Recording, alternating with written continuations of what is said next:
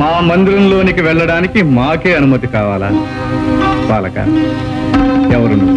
బాలకాన్ని పిలిచావు కదా, బాలకున్నే. మాటలు బాగా నేర్చావే. తరువాత సావకాశంగా నీ ముద్దు మాటలు వింటాం గాని ముందు దారి కట్టులే. అమ్మ ఆజ్ఞ. మేమెవరమో తెలుసా? ఆ అమ్మకు భర్త. అమ్మకు భర్తవో అమ్మమ్మకో నాకు తెలీదు. అమ్మ మాట అంటే మాటే, లోనికి వెళ్ళడానికి వీల్లేదు. బాలక, ఏమిటి హఠం? పసివాడవని శాంతం వహిస్తూ ఉంటే, పెద్దవాడవని గౌరవిస్తూ ఉంటే నీ ప్రల్లదనం మితిమీరిపోతుంది. నీ అహంకారం మరీ ఎక్కువ అవుతుంది.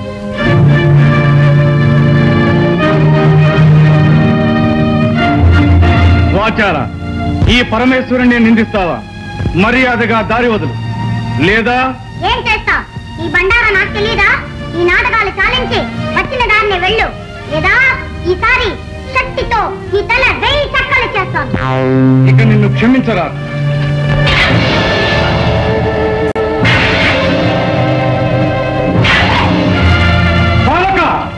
జై మాతా.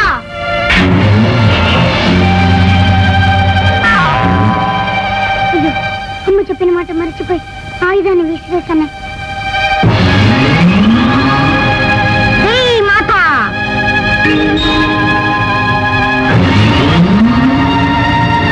జై మాతా.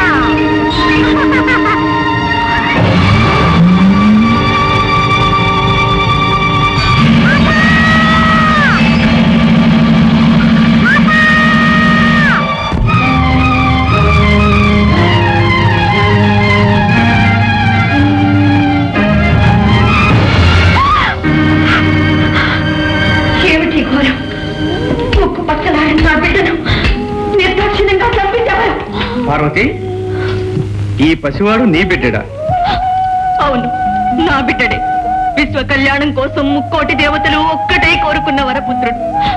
నా కలలో ఊహల్లో రూపురేఖలు దిద్దుకొని ఊపిరి పోసుకున్న నా మానస పుత్రుడు, నా కంటి వెలుగు. నా బిడ్డని మీరే దయా దాక్షిణ్యరహితంగా మీ 3వ నేత్రంతో భస్మం చేశారా? మీ శక్తి సామర్థ్యాలన్నీ ఈ పసివాడి మీద చూపించారా? అపర్ణ, ఆవేశంలో జరిగిన అనర్థానికి మేము ఎంతో చింతిస్తున్నాం. మీ సానుభూతి మాటలతో నా శోకాగ్ని చల్లారదు, నా హృదయం శాంతించదు. ఆనాడు అనంత శక్తివంతమైన మీ తేజస్సును ధరించనీయకుండా అగ్నిహోత్రుడు అంతరాయం కలిగించాడు. ఈనాడు ఆదిశక్తి అంశతో జన్మించిన ఈ అవతారమూర్తిని మీరు దగ్ధం చేశారు. ఈ క్షోభ నేను భరించలేదు. ఈ పసివాడు లేనిదే నేను జీవించలేదు. తక్షణం నా బిడ్డని సజీవుని చేయండి, లేదా మీ భవానికి మరణం, ఈ ప్రపంచానికి ప్రళయం. శాంతించు సోదరి, శాంతించు. ఈ పసివాణ్ణి బ్రతికించే భారం మాది. పరమేశ్వర, ఈ విగతమస్తకునికి ఎవరి శిరస్సు తెచ్చి తగిలించాలన్నదే సమస్య. నారాయణ నారాయణ, ఆ అదృష్టం ఎవరి శిరస్సుకు దక్కుతుందో. నువ్వు కోరుకున్నట్టే జరుగుతుంది. ఎల్లప్పుడూ నువ్వు మా సమక్షంలోనే ఉంటావు, మమ్మల్ని చూస్తూ ఉంటావు. అంతేకాదు, ఈనాటి నుండి మాకు నీపై గల వాత్సల్యానికి చిహ్నంగా గజ చర్మాన్ని ధరించి కృత్యవాసుడనే పేరుతో పిలువబడతాం. నంది, భృంగి, మీరు వెళ్ళి ఎవరైతే ఉత్తర దిశను తలబెట్టి శయనిస్తూ ఉంటారో వారి శిరస్సు ఖండించి తీసుకురండి. వెళ్ళండి.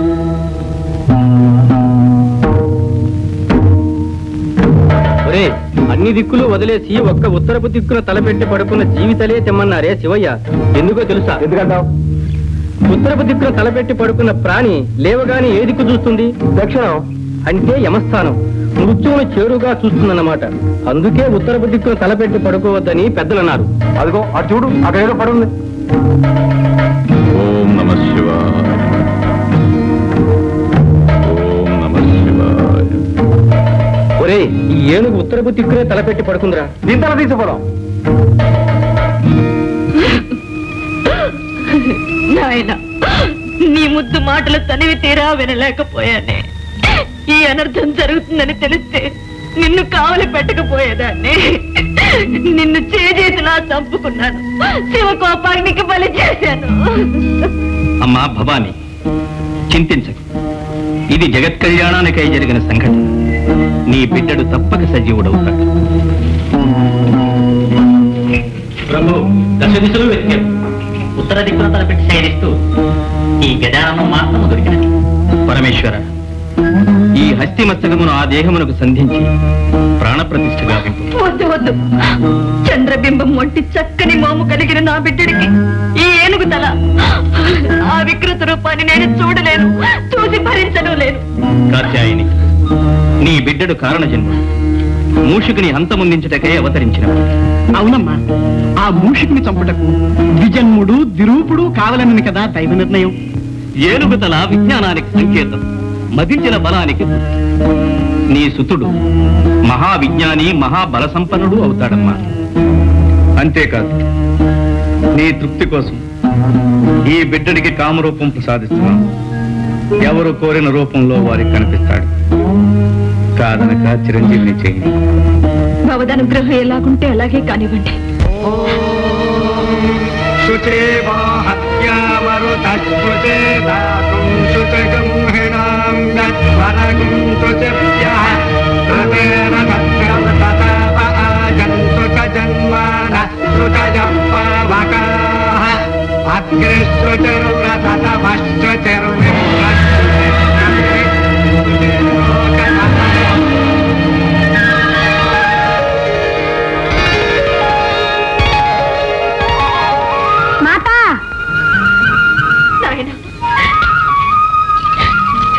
చిరంజీవి,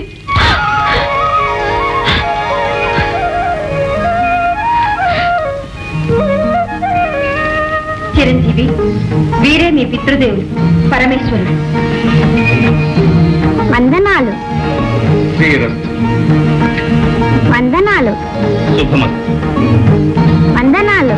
జయము.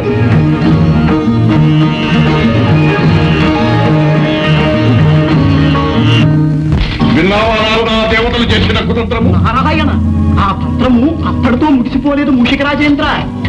గజాసుని వంతు అయినది, ఇక నీ వంతు కానున్నది. ఏదో నీ శ్రేయోభిలాషిని కనుక ముందుగా హెచ్చరించిపోవాలని వచ్చినాను. నిన్ను నిర్జించడానికై దేవతలందరూ భవానితో మొరపెట్టుకునగా పార్వతి ఒక మహాశక్తివంతుడైన వీరుణ్ణి సృష్టించింది. ఎటులా మమ్ములను నిర్జించుటకు వీరుడు సృష్టించినదా? ఎవడా వీరుడు? ఒక చిన్న సందేహం. ఆనాడు పార్వతీ మందిర ప్రాంగణమున నీ భరతం పట్టిన ఆ బుడతడు కాదు కదా ఈ మహావీరుడు? ఆర్భకుడా, మమ్ములను నిర్జించే అర్హతలు వాడికెక్కడ? నారాయణ, నీ మారకునకు కావలసిన అర్హతలేమి?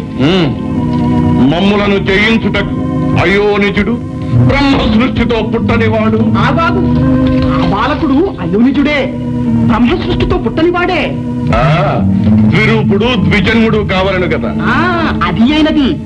ఈశ్వరునిచే ఆ బాలుని తల నరకబడి మరల గజాసురుని శిరస్సు అతికించబడి బ్రతికించబడి, కావున ద్విరూపుడు ద్విజన్ముడు అయినట్లే కదా.